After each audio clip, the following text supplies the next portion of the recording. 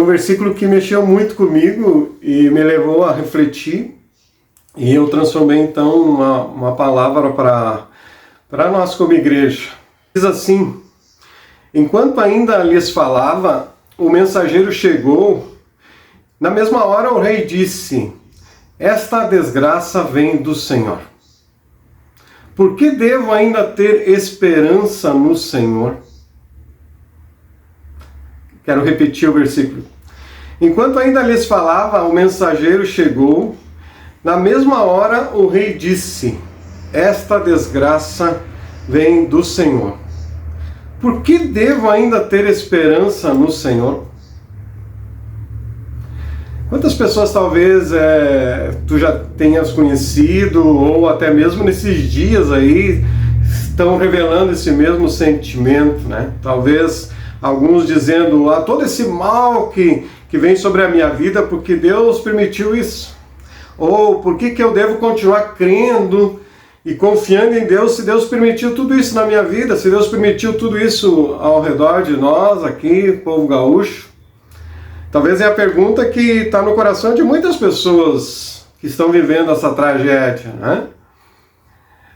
Talvez até mesmo algumas pessoas estão questionando, fazendo esse questionamento a partir da sua experiência pessoal na sua vida, na sua saúde, na sua profissão, né?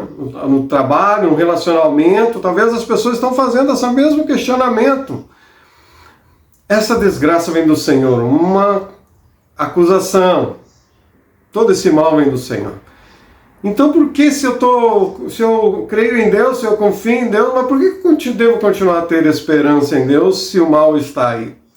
Talvez é assim que muitas pessoas estão se sentindo diante das adversidades, e talvez algumas que vão se prolongando e a pessoa continua esperando, e às vezes a pessoa vai cansando e ela questiona: será que eu ainda devo continuar tendo esperança em Deus?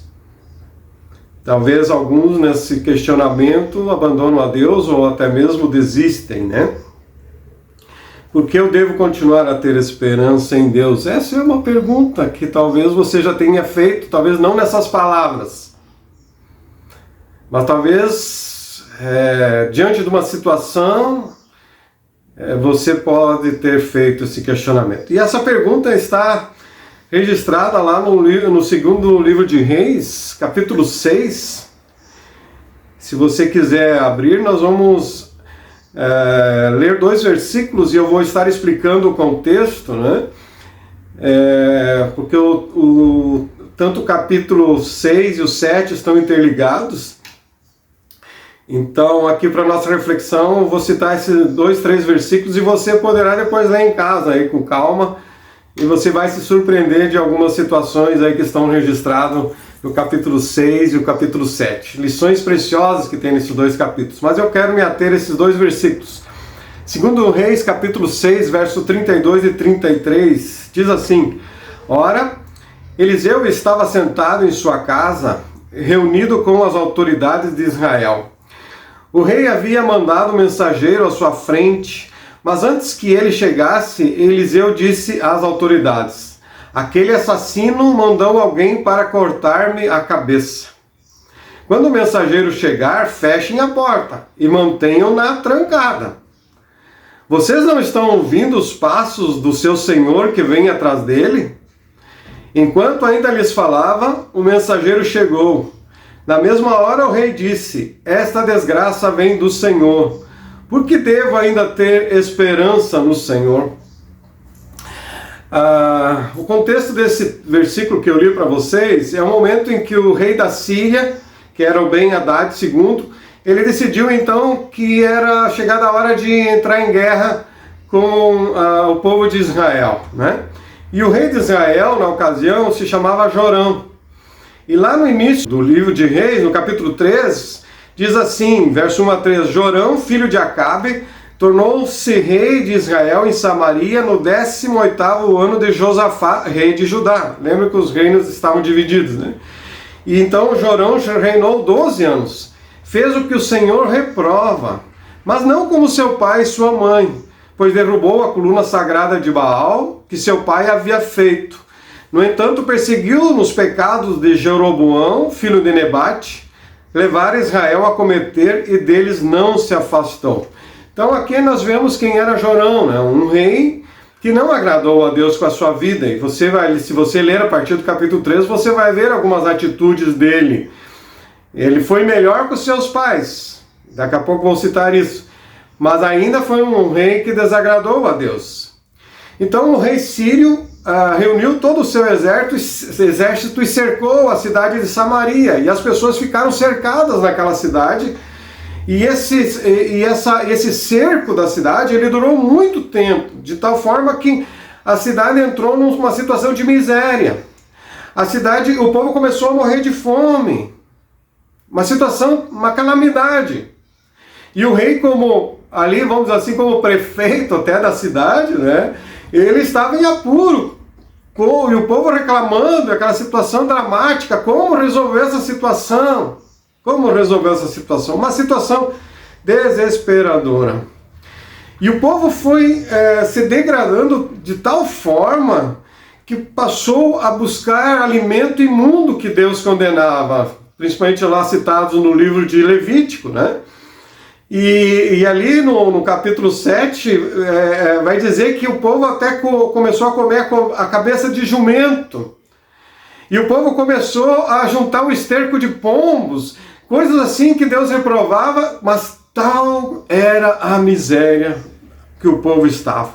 E além de essas coisas serem repugnantes para comer, enfim, para usar, o preço era altíssimo, porque havia escassez, né? E pior do que isso, o texto vai registrar aí no capítulo 6, até que os pais estavam comendo os próprios filhos. Uma situação terrível. Inimaginável o que eles estavam vivenciando. E Jorão, diante desse contexto, ele fica estarrecido ao ver o que está acontecendo e do jeito que a miséria aconteceu, do jeito que o povo estava agindo. Então, capítulo 6 e 5 vai dizer que Jorão ele tira suas vestes, né?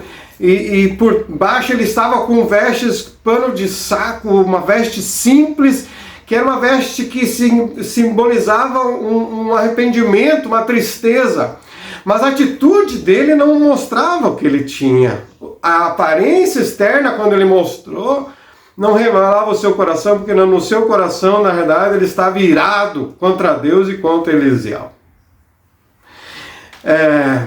E Eliseu, desde que Jorão assumiu o reinado, Eliseu demonstrou que ele reprovava o rei, porque o rei, que era filho de Acabe, né, um assassino, o rei Acabe, que juntamente com a sua esposa Jezabel, tinha matado os profetas do Senhor na época de Elias. Então Eliseu ele tinha uma resistência ao reinado de Jorão, então havia uma divergência entre eles ali, mais pela atitude do rei. Mas ao que parece Eliseu, mesmo assim, ele tinha advertido o rei e disse, espere no Senhor.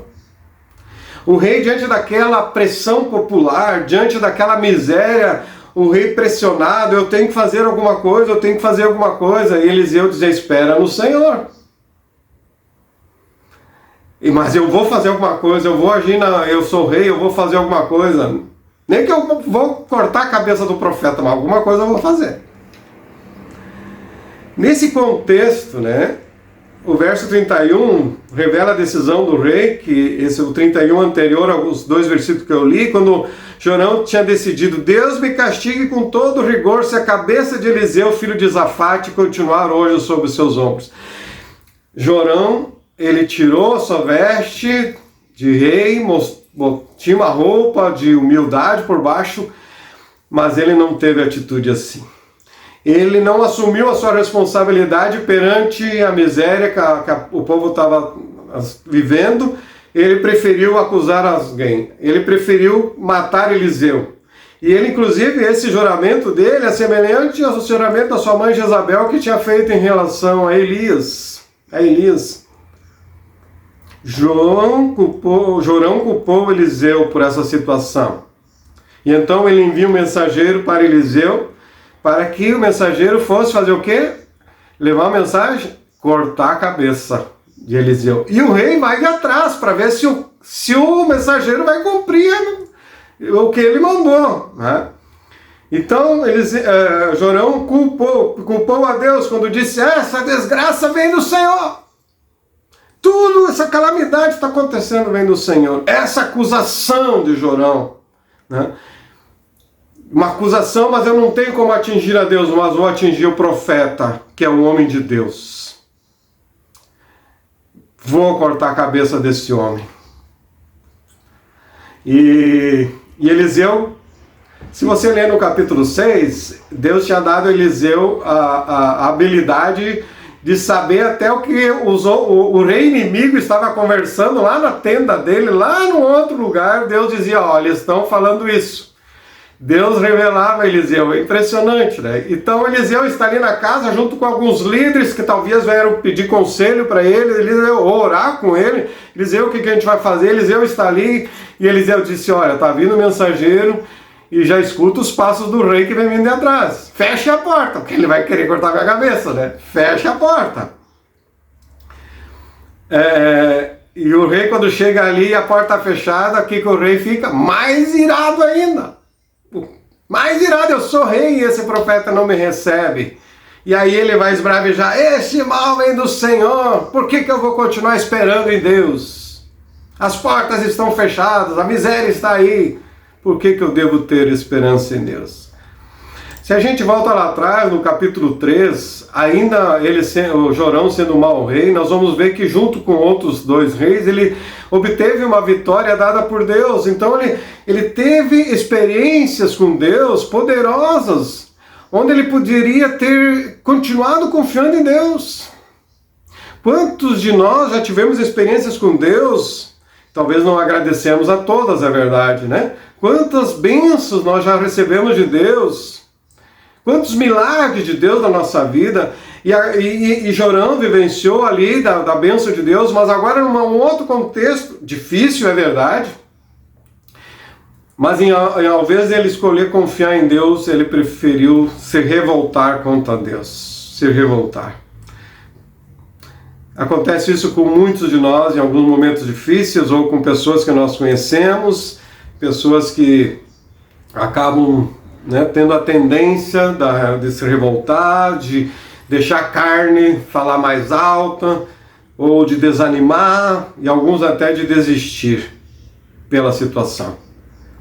Gente, nós já falamos isso, mas é sempre bom lembrar que os nossos problemas, as provações, a Bíblia vai mostrar lá em Tiago e outros textos, e essas provações que vêm sobre nós, os problemas que vêm sobre nós, eles vão revelar o que está no nosso coração. Aquilo que acontece conosco vai revelar se nós confiamos em Deus ou se não confiamos. É nos momentos difíceis, as provações é que vão revelar se nós confiamos em Deus ou não confiamos. Essas são as situações difíceis, os problemas que vão revelar em quem eu tenho crido. Vão revelar onde está a minha fé. E também a Bíblia vai mostrar que as provações, as situações difíceis estão me aperfeiçoando na minha fé. Eu preciso continuar confiando, esperando em Deus, porque Deus está me aperfeiçoando assim como o fogo purifica o ouro, deixa mais puro, mais perfeito. Assim são os problemas da nossa vida. Mas eu confesso que é difícil. Nós, nessa situação difícil, né, no momento difícil, a gente lembrar disso e colocar toda a confiança. Mas é um desafio para nós. A situação que o povo de Israel vivia era consequência dele se afastar do Senhor, do rei estar afastado do Senhor.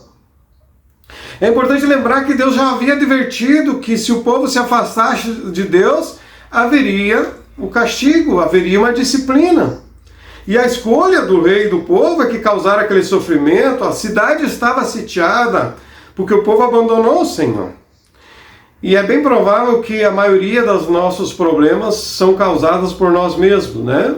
são causados por decisões, escolhas, mas talvez a gente diz, não, mas é Deus, por que esse mal na minha vida? Mas a maioria, talvez os nossos, não sei se na tua vida ou na vida das pessoas, são por más escolhas, por ações irresponsáveis ou pela maldade de outras pessoas, né?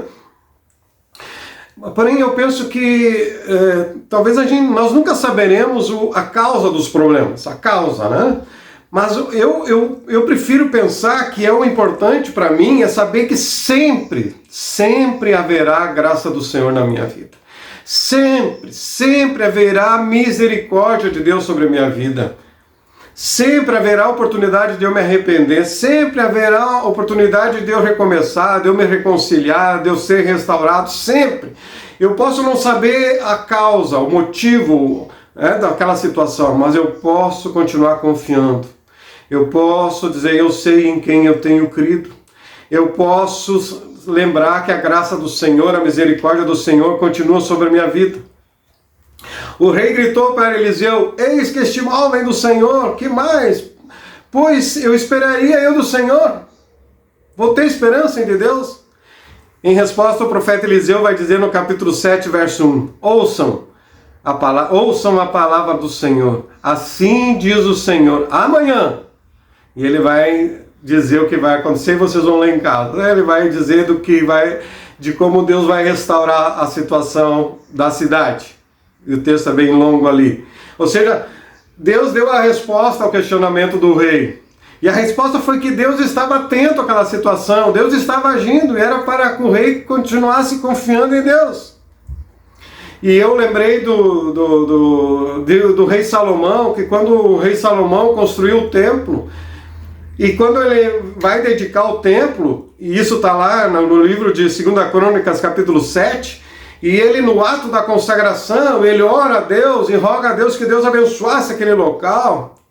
E o texto lá em 2 Crônicas vai dizer que Deus acolheu a oração de Salomão e respondeu dizendo que haveria sim no futuro momentos de seca, momento de fome, haveria. E Deus declara, se eu fechar o céu para que não chova, ou mandar que os gafanhotos devorem o país, ou sobre o meu povo enviar uma praga, se o meu povo que se chama pelo meu nome se humilhar e orar, buscar a minha face e se afastar dos seus maus caminhos, dos céus o ouvirei, perdoarei o seu pecado e curarei a sua terra. Aleluia! O Senhor, Ele não deixa a situação da miséria continuar ao amanhã, Eliseu vai dizer. Precisamos continuar confiando. E a palavra que Deus deu a Salomão é, se o meu povo, ou seja, se você se chama como filho de Deus, se você é um cristão, se você é um filho de Deus, se você é uma pessoa temente a Deus, e você diz assim, eu me chamo filho de Deus, se você é assim que nem eu, Ele vai dizer, se humilhar, e orar, jejuar, buscar a minha face, eu ouvirei, perdoarei o seu pecado e curarei a sua terra, a sua nação, Porto Alegre, nossa terra, se o meu povo. Deus não está dizendo para o ímpio, que também deve buscar o Senhor, mas está dizendo para nós buscarmos ao Senhor. Se o rei Jorão tivesse chamado o povo ao arrependimento, chamasse o povo à oração, a situação teria mudado. Ele deveria ter dito, em vez daquele questionamento, ele deveria ter dito, eu sou a causa dessa grande tragédia e me arrependo dos meus pecados, orem por mim. Ele deveria ter esperado no Senhor, porque Deus é Deus. Deus mudaria aquela situação. E foi o que Deus fez. Foi o que Deus fez. O capítulo 7 vai narrar que Deus envia a derrota sobre os sírios, sem que o povo de Israel precisasse lutar. Deus criou uma confusão no acampamento, eles fugiram, deixaram tudo para trás, e até os leprosos puderam ter comida, e toda a cidade então teve abundância, porque havia o amanhã. Amanhã. Nas adversidades, queridos, eu e você precisamos cuidar do nosso coração, para que o nosso coração não fique um coração amargo, e passe a duvidar do Senhor. Que o nosso coração não venha a ser como o coração de Caim, que nós conversamos esse dia, não venha a ser como o coração de Jorão, que disse, essa desgraça é do Senhor, por que eu devo continuar tendo esperança no Senhor? Em cada uma das nossas provações, nós devemos aprender a confiar em Deus. Porque o Deus que está comigo, o Deus que está contigo, é o Deus que não mudou. O mundo mudou. Já não é mais como era na época de Eliseu, uma monarquia, aquela situação, tudo mudou, a sociedade mudou, as pessoas mudaram, mas Deus não mudou, aleluia, Deus não mudou, e é um Deus que se importa comigo, um Deus que se importa com você, um Deus que tem cuidado de nós, o mesmo Deus que, como diz o apóstolo Paulo, continua fazendo com que todas as coisas cooperem para o bem daqueles que o amam e que andam segundo o seu propósito. Esse é o Deus. É o mesmo. Então nós devemos confiar e esperar em Deus. Que você possa entregar ao Senhor, né, a sua vida, o seu caminho, como diz no Salmo 37, versos 5 e 7. Entregue o seu caminho ao Senhor, confie nele e ele agirá. Descanse no Senhor e aguarde por ele com paciência. Não se aborreça com o sucesso dos outros, nem com aqueles que maquinam o mal. Possamos confiar como Isaías 26, 3 e 4 declarou, Tu, Senhor, guardarás em perfeita paz aquele cujo propósito está firme, porque em Ti confia. Confiem para sempre no Senhor, pois o Senhor, somente o Senhor é a rocha eterna. Precisamos e possamos declarar com o salmista no Salmo 28, verso 7, O Senhor é a minha força e o meu escudo. Nele o meu coração confia, e dele recebo ajuda. Meu coração exulta de alegria, e com o meu cântico lhe darei graças. Hoje a cidade de Porto Alegre e tantas outras cidades estão chorando, estão uma calamidade, muita tristeza. Nossa cidade está sitiada, nossa cidade está inundada, pode estar cercada pelas águas, como muitas. O povo está sofrendo com fome, com frio. E como eu falei domingo passado, o Senhor pergunta para nós o que vocês têm, que vocês podem ajudar alguém, o que você tem na tua casa, o que você tem para ajudar as pessoas. O povo está sofrendo, mas a palavra de Deus através de Eliseu diz, existe o amanhã. Ouça a palavra do Senhor, assim diz o Senhor, amanhã. Hoje, em meio ao sofrimento, nós somos amparados pelo Senhor. Amém? Somos amparados por Deus. E amanhã seremos restaurados, curados. E podemos nos alegrar no Senhor, confiar no Senhor. Quem sabe o Salmo 23, verso 4, o verso 4 do Salmo 23 precisa ser mais praticado por nós, a nossa confiança em Deus. Quando o salmista vai dizer, mesmo quando eu andar por um vale de trevas e morte, não temerei perigo algum, pois tu estás comigo. A tua vara e o teu cajado me protegem. O Senhor é o meu pastor. Nele confiarei, nele esperarei. Em nome de Jesus, que nós como povo de Deus possamos nos arrepender, orar, jejuar e clamar pelas pessoas para que a graça e a bondade do Senhor se revele não somente sobre nós, mas por toda essa situação, e haja um amanhã e o povo volte a sorrir, mas venha sorrir o sorriso que vem do céu, um sorriso que vem da fé em Jesus Cristo. Assim oramos e pedimos em nome de Jesus. Amém. Vamos orar. Pai, em nome de Jesus, nós queremos declarar o nosso amor e a nossa fé no Senhor. Nós queremos desse dia dizer que a nossa esperança está no Senhor. Nós continuamos tendo esperança em Ti, confiança no Senhor e queremos esperar no Senhor. O Senhor é o Deus que já veio tantas vezes nas nossas vidas, já fez tantos milagres, nós queremos renovar e depositar toda a nossa confiança ao Senhor. Ó Deus, vivemos num momento tão difícil como cidade, como povo, como estado do Rio Grande do Sul, de tanta calamidade, Pai. E nós, ó Deus, sentimos compaixão das pessoas e queremos rogar por elas, ó Pai.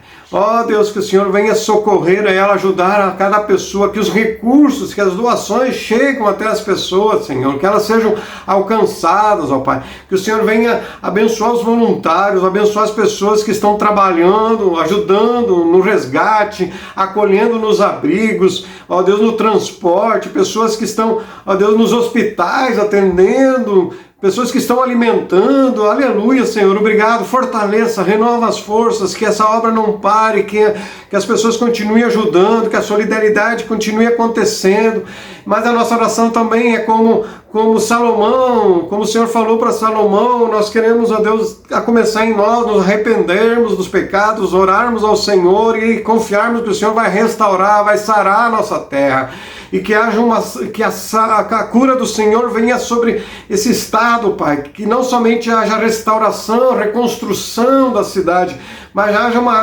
reconstrução da fé, que aquelas pessoas ainda que estão apegadas à idolatria, que estão longe do Senhor, possam se converter, possam se converter do seu mau caminho e venham confiar no Senhor. Ó Deus, que haja, ó Deus, muitas conversões, que pessoas venham entregar a sua vida ao Senhor e confiar que o hoje pode estar difícil, mas o amanhã haverá restauração, amanhã chegará a bênção do Senhor, o milagre do Senhor vai acontecer. Assim continuemos crendo e que a salvação do Senhor alcance o nosso povo em nome de Jesus, em nome de Jesus. Amém.